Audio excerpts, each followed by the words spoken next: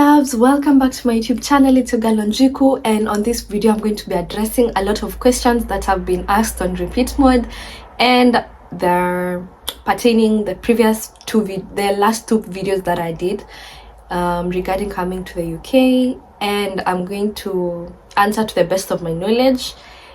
And I've actually had to do like a little bit of research based on things that weren't related to me or to my visa application that some of you have asked. So I've had to go out and about and do my own research also on visas that are not the ones I came with. I hope you understand what I'm saying. Okay, so let's get to the video. So I had written a couple of them and I'm going to just read. So I hope y'all are going to understand because I couldn't memorize everything. Yeah, so let me start by answering why I came to the UK. Well, I don't really think that this is really necessary, but let me just address it. I came to the UK, number one, to join my boyfriend who lives here, my fiance, or let me just say my hubby. Okay, so I came to join him, and number two, it was for my growth. Okay, because I had the option of having a long distance relationship while back in Kenya, but I decided, you know what, like, since I'm done with school, why shouldn't I explore living in Europe and working in the UK? Yeah, so I really wanted to have my first talking experience from here so that it's easier to navigate my career, because for those who know, I have graduated in a bachelor's in finance. So I thought the best job entry would be from here, you know. So, because in Kenya, I'm telling you, entering into the finance world, the corporate world especially, is quite challenging, and the pay is not as good. So, if you can get better pay, then why shouldn't I relocate? You know? Anyway, so that's the first question.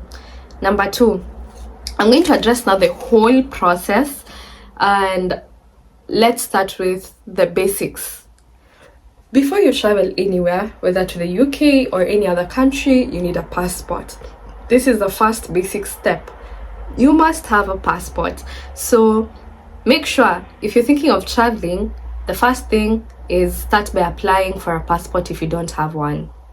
Okay? Number two, identify the kind of visa that you want. Okay?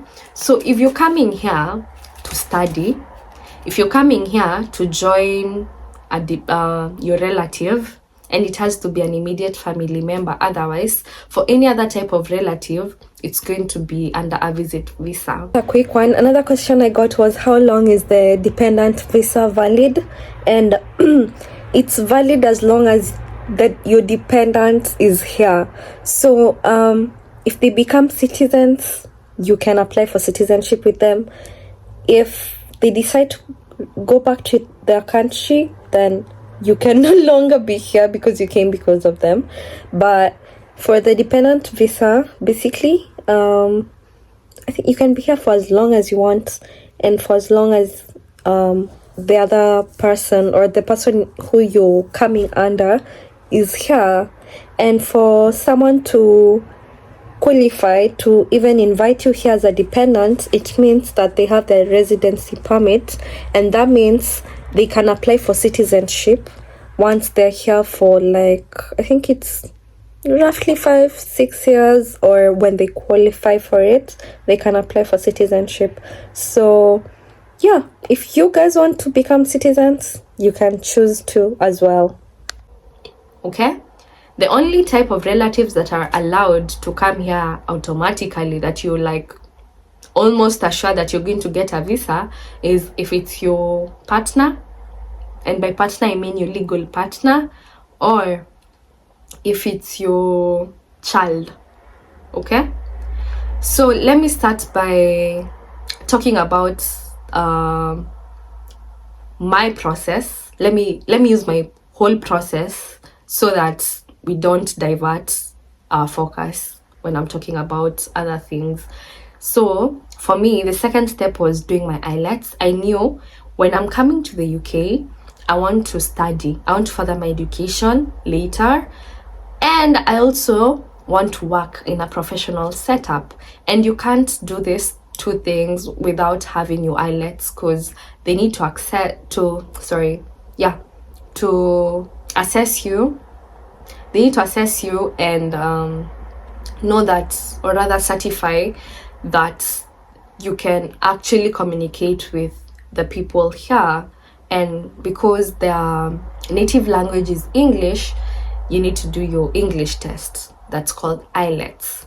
For different countries, there's different tests. For example, going to Australia, there's a different test that they get to do. So if you're going, let's talk of the UK specifically. If you're coming to the UK, you need to do your IELTS if you know you're going to work in a professional setup. So IELTS is divided into different categories. There's the academic one, which is the hardest. There's the general one, and there's another one that's below the general one. So it depends with what you're coming here to do. For example, if you don't need to work, if you're coming just to live in the UK and you don't need to work, you can do the lowest English exam, But if you're sure you're going to enroll in a campus here, you need to do the academic one. So for me, I did the academic test, and thank God I passed. So I can work in the UK, I can work in a professional setup, and I can also study. Okay? I just figured that another question I was asked was, how do you prepare for your IELTS? And guys, what I can tell you is, please make sure you use a tutor, especially if you did not go to an international school. Okay? If you're not fresh from high school, or you're not from an international school, please use a tutor, because it's a whole new concept of English that requires following instructions, time, practice, and understanding. Like, it's not like the kind of questions that and passages that come there. For example, let me speak about one of the areas that challenges a lot of people. So let's start with this. In IELTS, there's different parts. There's the speaking that you do 2 days before the other 3 parts, and then there's the writing, listening, and reading. Reading is the most challenging because of the time you're given. You only have 1 hour to answer, is it 2 or 3 passages? Thing is, the time is not usually enough. I think it's usually 3 passages, and you have 1 hour, exactly 1 hour to answer all the questions. And the clock is usually ticking. Let me give my experience. When I was doing my practice, I never finished any reading. So I didn't even expect to finish during the actual exam, but to my surprise, during the actual exam, I actually finished 15 minutes before time. 15 minutes before time is a lot of time where people didn't even manage to finish. It's not a flex, but guys, let me tell you, when you go to that exam room, make sure you're well prepared. As much as my preparation really seemed very challenging, it really helped me, because in my mind, I knew I never finish. So I knew I have to give it my best. And that's your last shot. Because if you fail any of them, you have to repeat all of them. And that's another whooping 29,000 on your face. I'd rather invest and pay 10,000 shillings to a tutor than add another 29k. Do that exam when you're ready also. Please just don't think of doing IELTS and just register for it. Make sure you read for that exam. because 29,000 Kenya shillings is nothing to joke about, especially if you're in the midst of a process ya relocate. That's money that can help you pay for one extra suitcase or a whole deal ya nini, yani itakuwa imeku relivia a TB test or something, you know. So please make sure you pay a tutor. If you don't have any in mind, you can ask me for my tutor's number. This is for those who want to do academic IELTS, okay? And the general one, basically. If you're going there as a nurse, there's usually another exam that you can do, but it's advised that you do IELTS because it's harder. But kama IELTS itakushinda, there's a simpler one. But if you're a non-medic, then you can do the simpler IELTS, because the academic one is not a joke as well. The academic IELTS is not a joke. It is very hard.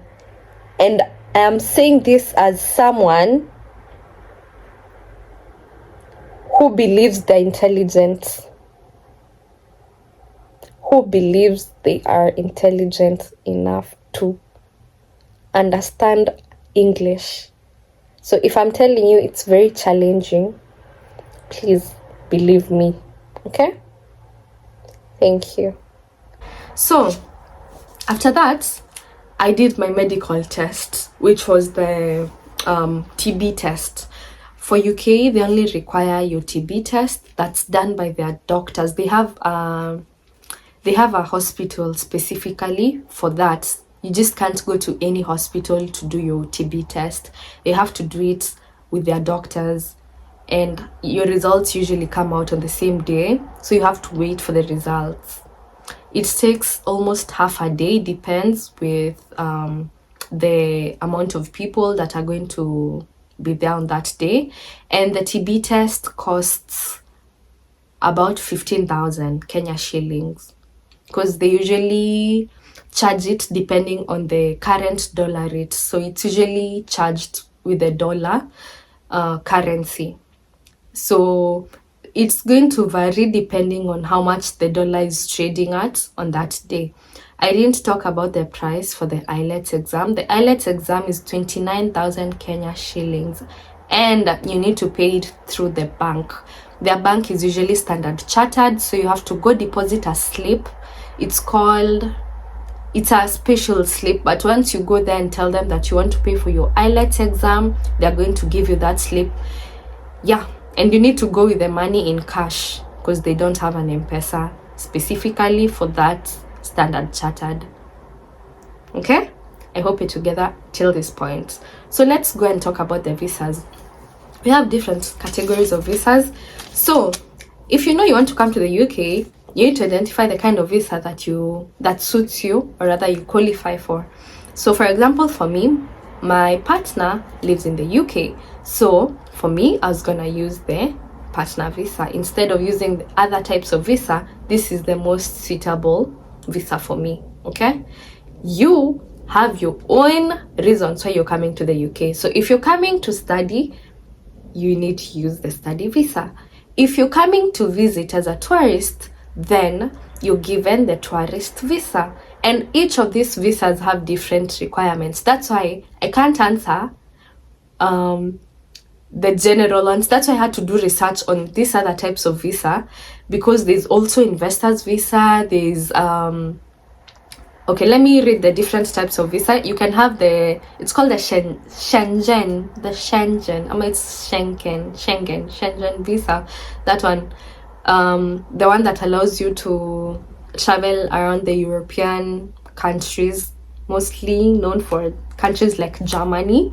If you have the Schengen visa, then you can visit the UK freely. So if you're from Germany, or if you have a visa, Schengen, you can come to the UK without having to go through this whole process. You just are almost assured of just coming to the UK.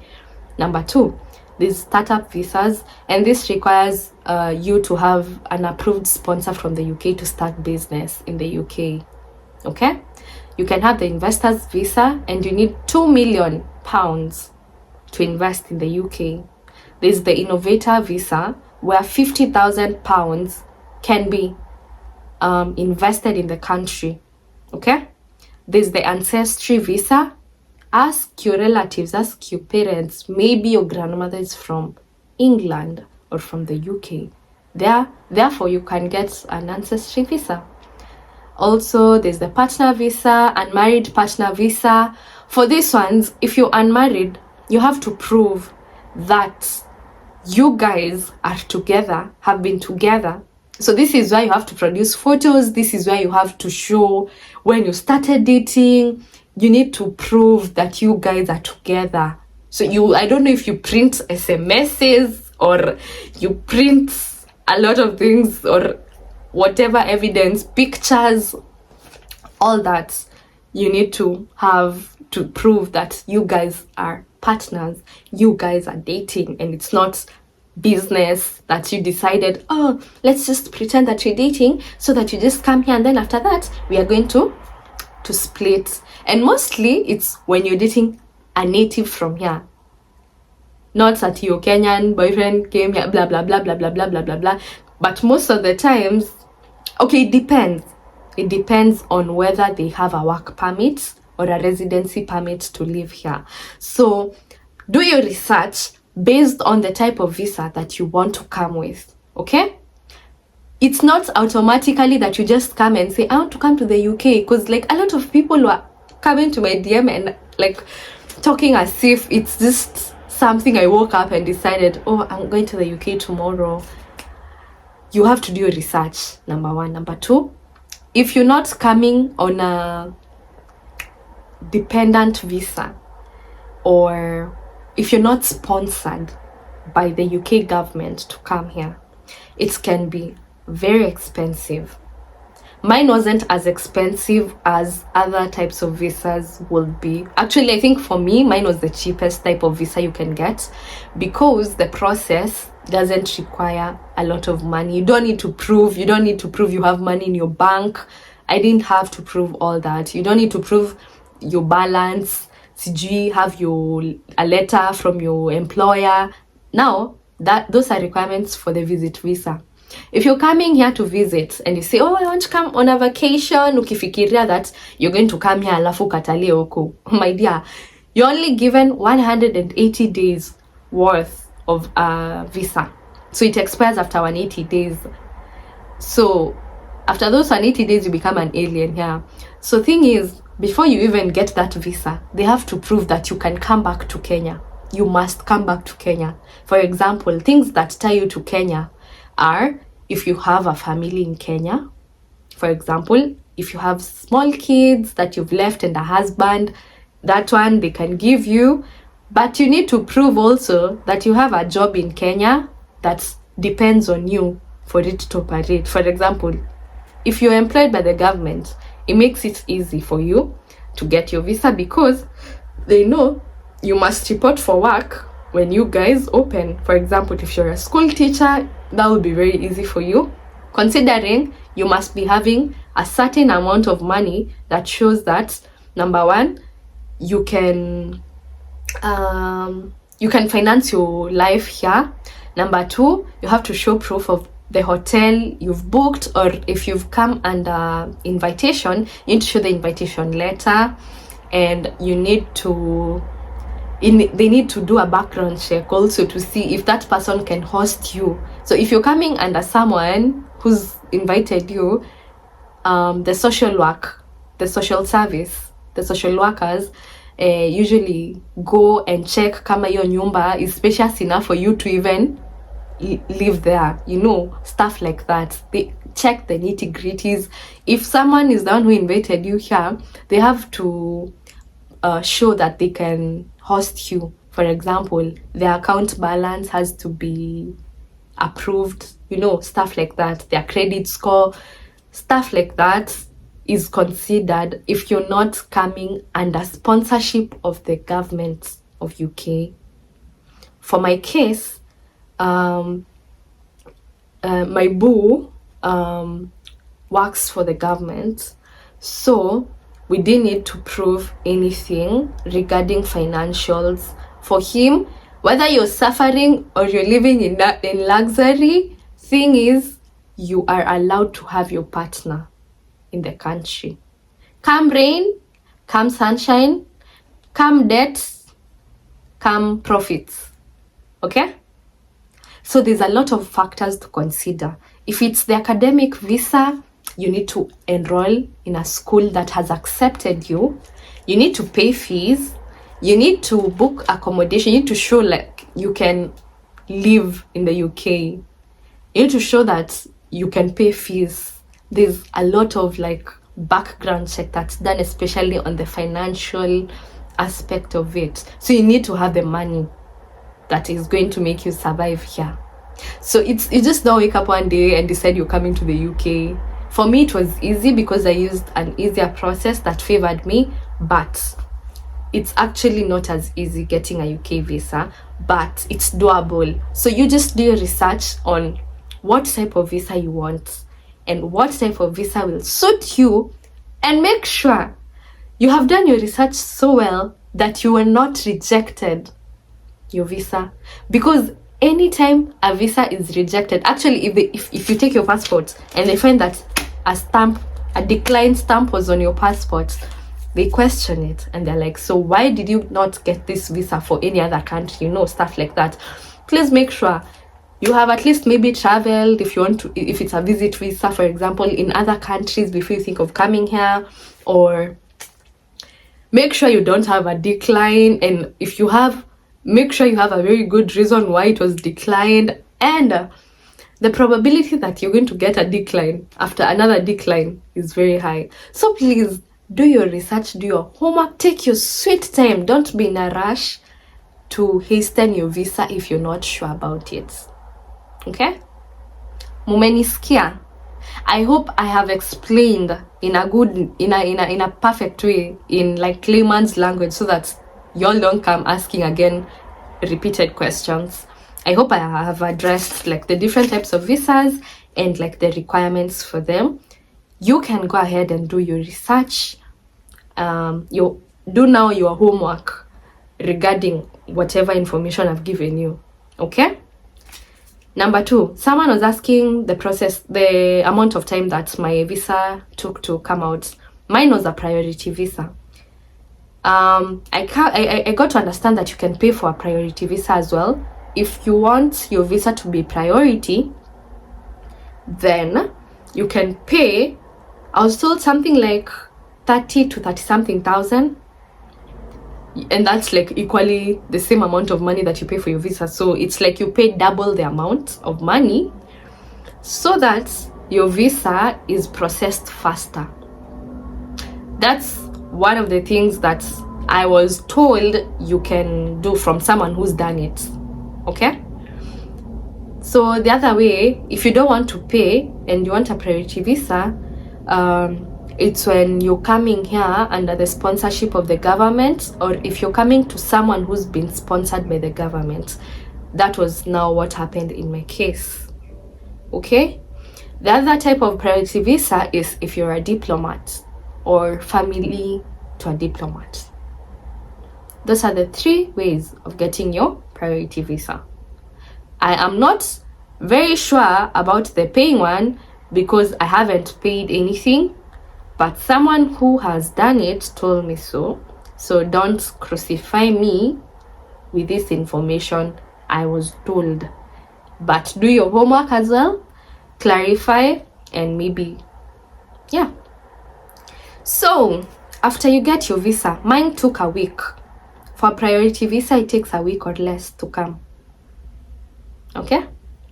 So it took a week for it to come. Questions asked. If you're on a priority visa, you don't really get to answer a lot of questions. The only questions I had to answer were, what is your name? Look at the camera and tell us your name. And the other one would be your birthday. Like, tell us when you're born. And that's it.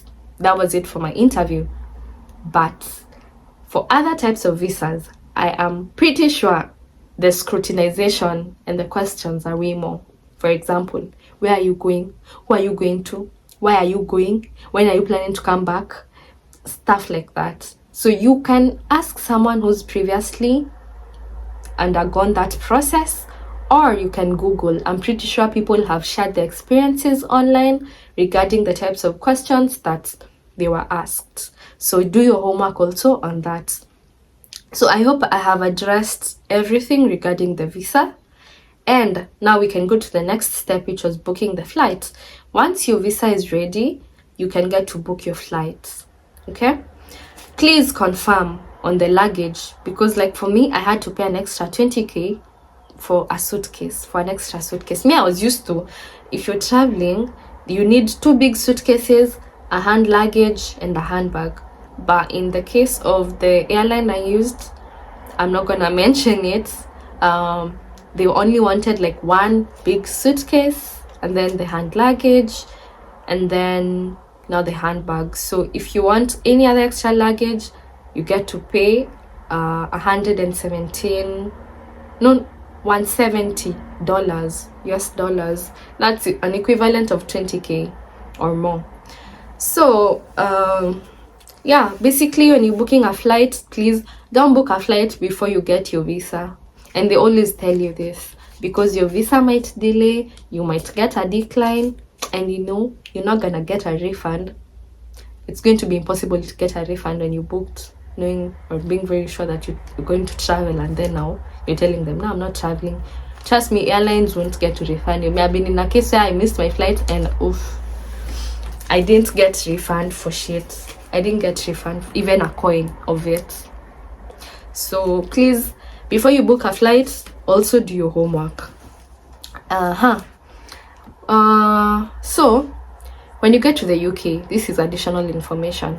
So you've gone through the whole process, you've booked your flight. What's the first thing you do when you get to the UK? You have to go through the border first. So you need to go. Now, when you come to the UK now is when you're being asked questions.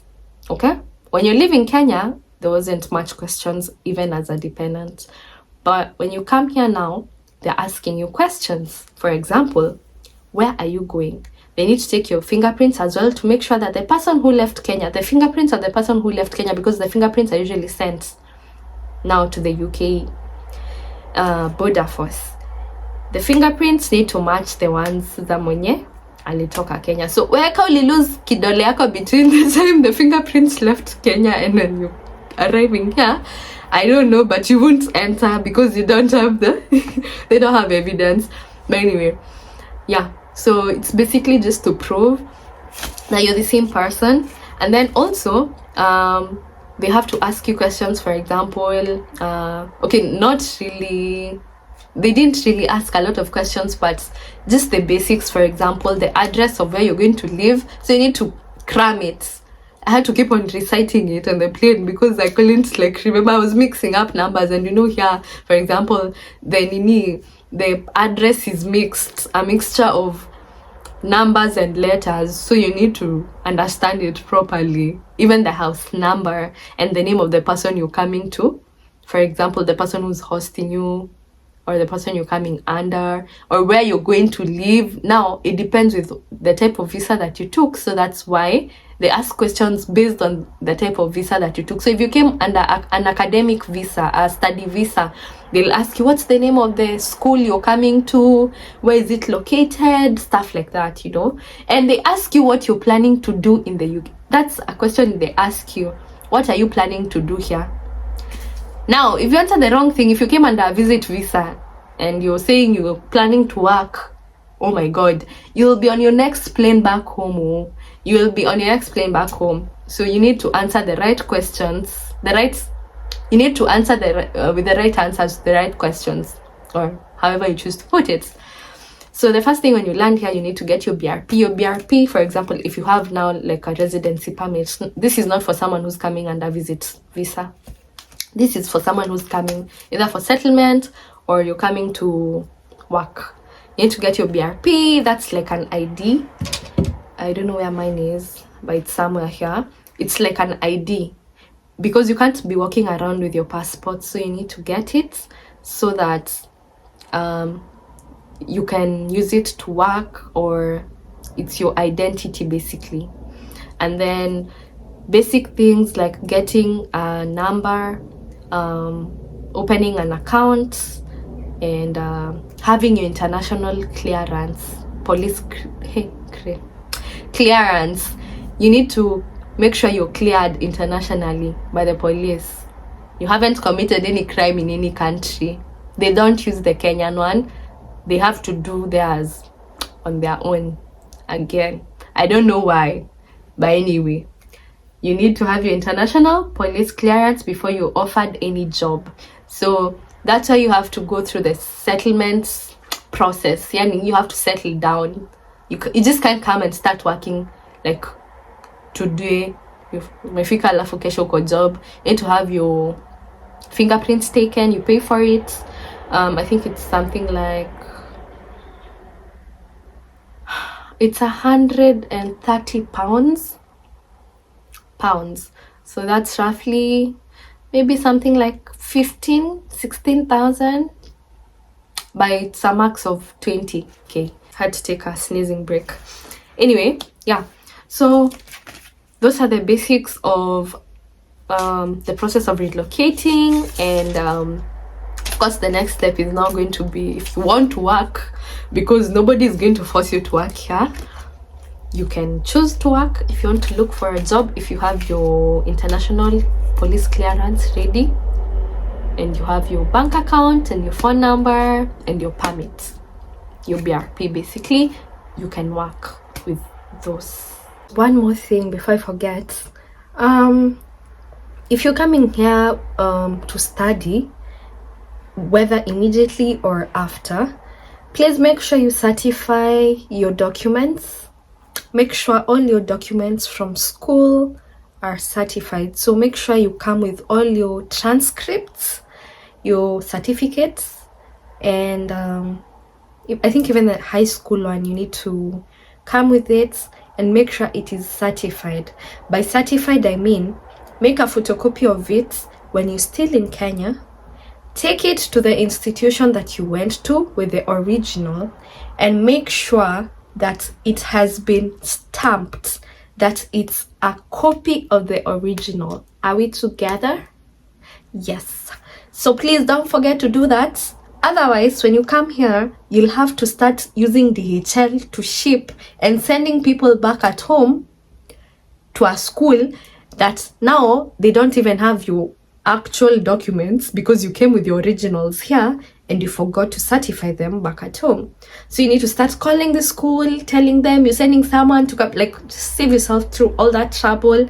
Make sure you have certified copies of any document that you know you might need if you're not coming to school immediately. Okay, thank you. I hope this video was informative and much more broken down, and I hope whatever questions you had have been answered in a more clear way. Okay, so I don't expect more questions on my DM regarding this, because it can be quite tiresome to repeat myself. But I hope you guys enjoyed this video. If you did, kindly give it a thumbs up. Don't forget to subscribe. If you're watching and you haven't subscribed, please do so. It costs nothing, and it really goes a long way for us creators. Thank you so much for watching the video, guys. I'll see you on the next one. Bye.